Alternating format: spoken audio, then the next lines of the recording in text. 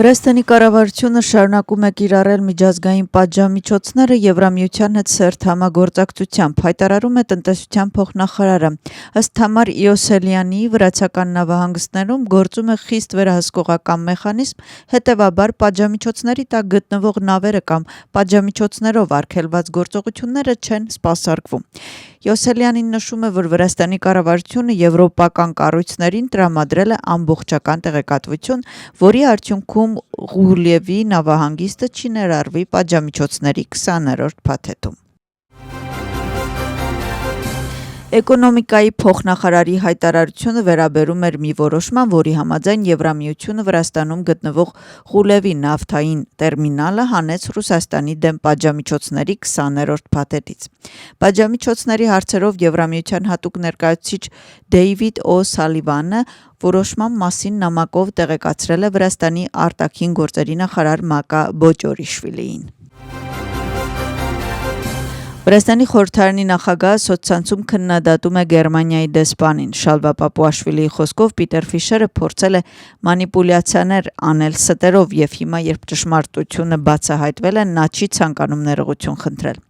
Գերմանական հայտնի ազնվությունը ենթադրում է ներողություն նման դեպքում, բայց պարոն Պիտերի դեպքում կարծես թույլատրելի է նախ մանիպուլյացիաներ անել ստերով, ապա չնկատել ճշմարտությունը, գրում է Շալվա Պապուաշվիլին։ Խորհրդարանի նախագահը սոցիալական ցանցում կիսվում է Գերմանիայի դեսպանի փետրվարի 24-ին Ղուլիևի տերմինալի վերաբերյալ արած հայտարարությամբ, որտեղ դեսպանը նշում է, որ Եվրամիության պատժամիջոցների 20-րդ փաթեթը ներառում է նաև Ղուլիևի նավահանգիստը։ Հիշեցնենք, որ Եվրամիությունը Վրաստանի Ղուլիևի նավթային տերմինալը չի ներառել Ռուսաստանի դեմ պատժամիջոցների 20-րդ փաթեթում։ Եվրամիության պատժամիջոցների հարցերով հատուկ ներկայացուցիչ Դեյվիդ Օ'Սալիվանը համապատասխան որոշման մասին նամակով տեղեկացրել է Վրաստանի արտգործնախարար Մակա Բոճորիշվիլիին։ Ամերիկացի կոնգրեսական Ջո Ուիլսոնը ասում է. Իրանին հաղթելու համար հաղթեք վրացական երազանքին։ Այս մասին գրում է սոցցանցում։ Ուիլսոնը գրում է. հակաամերիկյան վրացական երազանք կուսակցությունը շատ է վախենում, որ ամերիկացիները կպարզեն, որ իրենք համագործակցում են իրանական ռեժիմի հետ։ Ուստի ամեն ինչ անում են այս փաստը մատնանշող փորձագետներին լռեցնելու համար։ Իրանին հաղթելու համար հաղթեք վրացական երազանքին, գրում է Ջո Ուիլսոնը։ Պետական անվտանգության ծառայության կողմից Իրանի եւ Վրաստանի վերաբերյալ հրապարակային հայտարարությունների հիման վրա սկսված հետաքննությունը դեռևս քաղաքական գնահատականների առանցքայնում է։ Ընդդիմությունը հետաքննությունը համարում է քաղաքական հետապնդում, վրացական երազանքում ասում են, որ հարցաքննված անձանց հրապարակային հայտարարությունների նպատակը պետության դիտավորյալ վնասելն է, որը քաղաքականության կողմից աջակցվում է եւ ֆինանսավորվում։ Ժամը 12-ին հարցաքննվել է փորձագետ Գիա Խուխաշվիլին եւ Վախտանգ Կապանաձեն, Թինա Խիդաշելին, Գյորգի Կանդելագին եւ Գուբաս Սանիկիձեն նախընտրել են հարցաքննվել դատավորի առջեւ։ Գերմանիայի Բունդեսթագում Գերմանիայի համար այլընտրանք ընդդիմադիր խմբակցությունը կառավարությանը դիմում է հարցերով, այդ թվում Վրաստանում LGBTIQ համայնքի եւ գենդերային հարցերի ֆինանսավորման վերաբերյալ։ Խնդրանքում Վրաստանը մի քանի անգամ հիշատակվում է որպես երկիր, որտեղ խմբակցության կարծիքով Գերմանիայի կառավարությունը միջամտում է մեկ այլ պետության ներքին գործերին։ Խմբակցության կարծիքով այս նախագիծը, որը ծառայում է վրացական քաղաքացիական հասարակության ինտեգրմանը Եվրամիության հետ,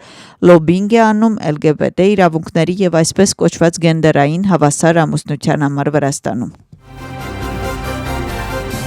Արդեն երրորդ օրն է ԵԱՀԿ խորհրդարանական վեհաժողովի պատվիրակությունը շարունակում է իր հանդիպումները Վրաստանում։ Պատվիրակության ներկայացուցիչները արդեն հանդիպել են Վրաստանի արտաքին գործերի նախարարի հետ։ Մինչ այդ նրանք հանդիպել են Վրաստանի նախագահի, ներքին գործերի նախարարի եւ ժողովրդական պաշտպանի հետ։ Նախատեսված է ԵԱՀԿ խորհրդարանական վեհաժողովի պատվիրակության եւ Վրաստանի վարչապետի հանդիպումը։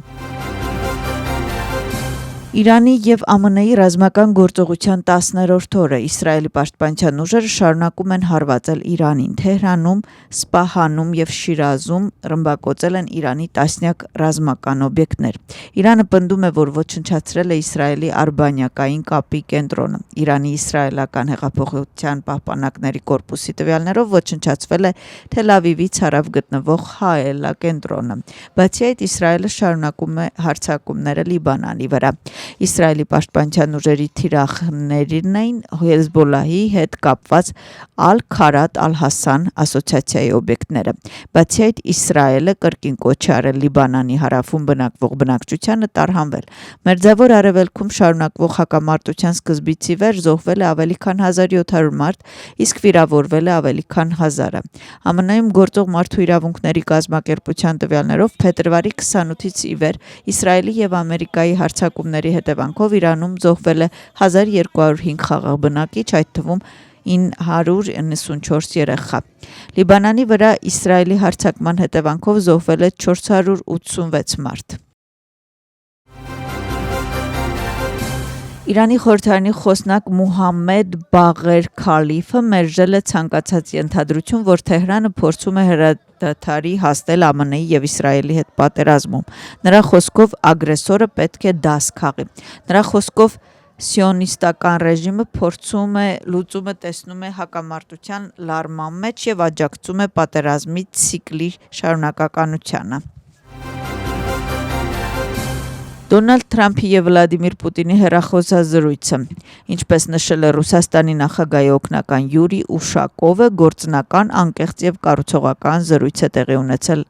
1 ժամ է տևել։ Նրա խոսքով Թրամփը և Պուտինը քննարկել են Իրանի հետ հակամարտության շուրջ ստեղծված իրավիճակը և Ուկրաինայում հակամարտության կարգավորման շուրջ ընթացող եռակողմ բանակցությունները։